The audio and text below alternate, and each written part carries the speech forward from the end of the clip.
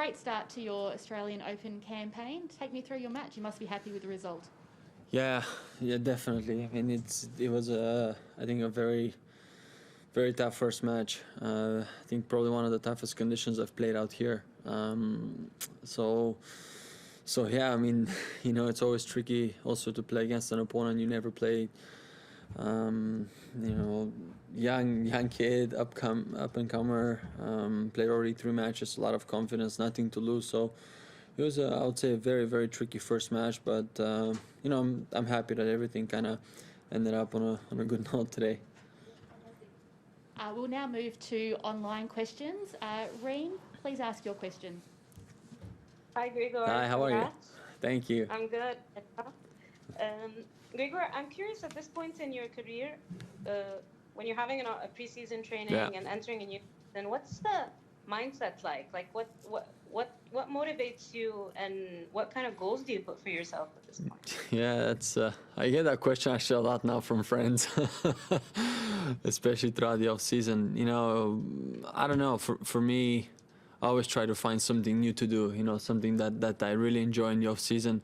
It doesn't necessarily have to be, with tennis, but I love going to the gym. I love climbing mountains. I love doing biking, all those kind of things. So that's like a lifestyle to me. So that doesn't really, I think, bother me. But I think the toughest part is when you start like playing a little bit more tennis, when the nerves start kicking in, and the excitement and just like all those things when they start kicking in. Then I feel it's like, then it becomes a little bit tougher. But I don't know. Yeah, I try to also to remind myself why I started in the first place. I think that's one of the most like basic questions, and of course, like I feel like there's quite a bit more left in me, and I don't feel like that I'm in the end or anything like that. But I just try to take one day at a time, and I have, I think with each year I get a very different appreciation for the game, and I think that's what gives me a lot of,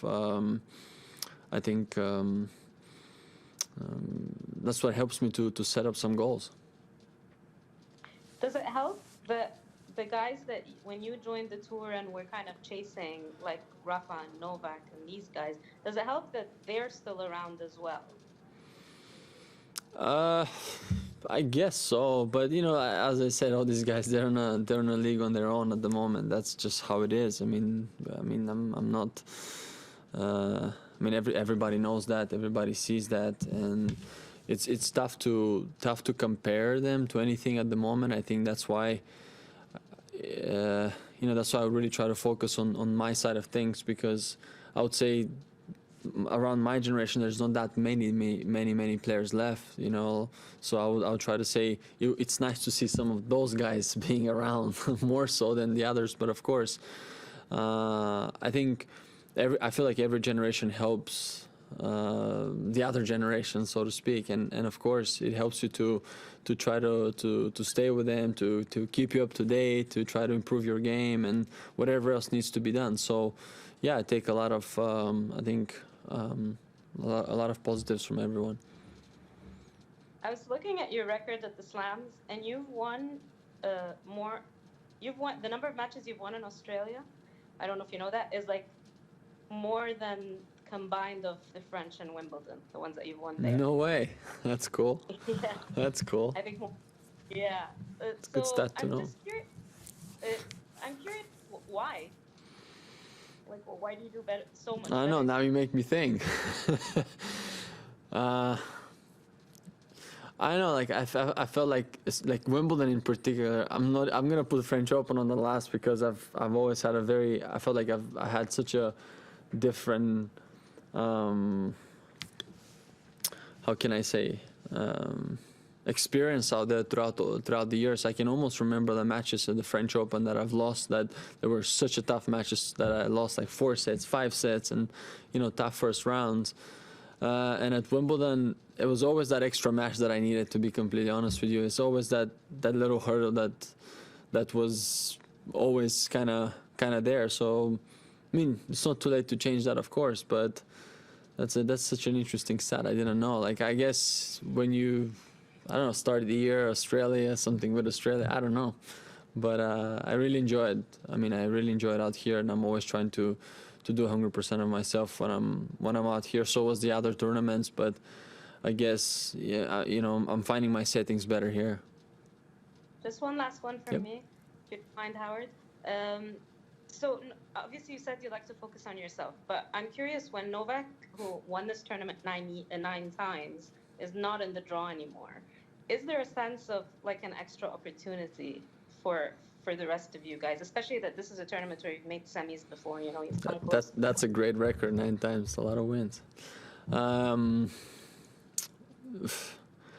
don't know, honestly, from what I can say, and even when I see it in the locker room, everybody's really, I think, focused on their own end. I mean, everybody's playing good at the moment. So, I mean, even like today, like I played a guy that is playing a great tennis, I would say, at the moment, so every match is very, very competitive. So we can't be like, oh, this player is not in the draw or that player is not in the draw. Of course, it makes some sort of a difference. Yes, no doubt about it. But it's in the same time, you still need to beat 7 players in order to win it. So whether you're going to have him earlier, later, it doesn't really matter. You still have to go through that. And this is a lot of work.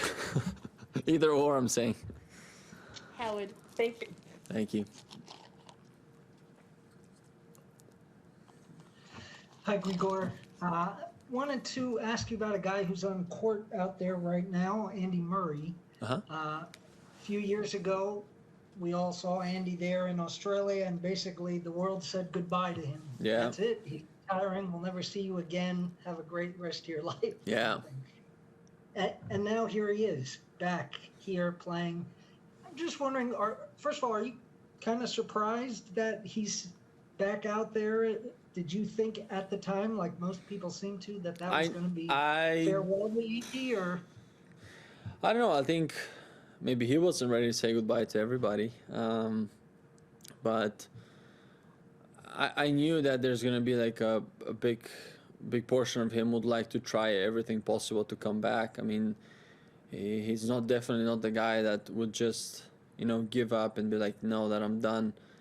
And I think it's extraordinary what he's able to do after that. I mean, I saw him moving even on the court. Yes, it's clearly not the same, but it's staggering. It's amazing for me to see, and I think for everybody, not just for me. I